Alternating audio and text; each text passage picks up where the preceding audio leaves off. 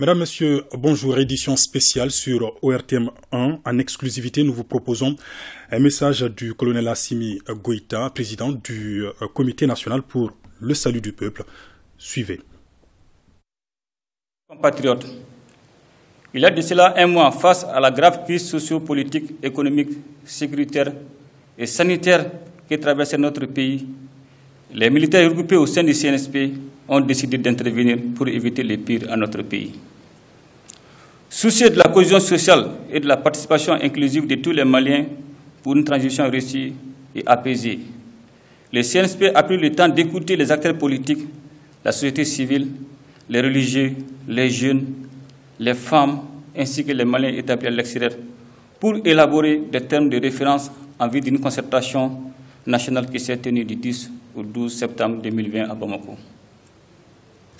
Les 3 jours d'échange ont été révélateurs d'une divergence de vues des Maliens sur le type de gouvernance à mettre en place pour la transition.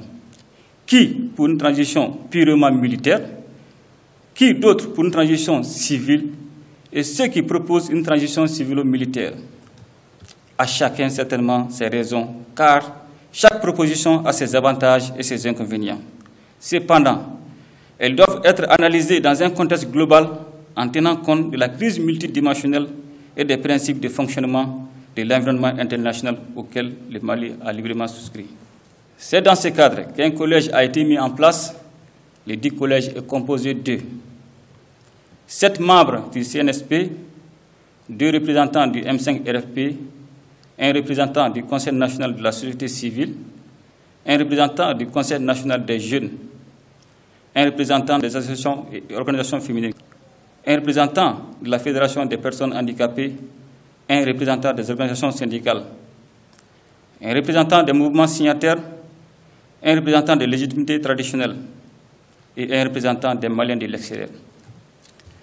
À l'issue de cette assise de ce lundi 21 septembre 2020, le collège a désigné des personnalités ci-après en qualité de président et vice-président de la transition pour assurer la mise en œuvre de la feuille de route de la transition.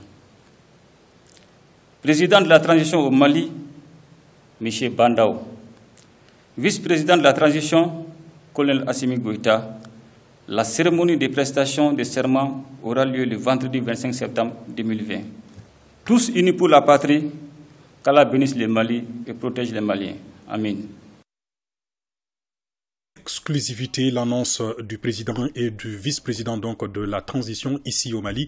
Annonce faite, vous l'avez suivi tout à l'heure par le colonel Assimi Goïta, président du Comité national pour le salut du peuple. C'est donc tout pour ce flash spécial.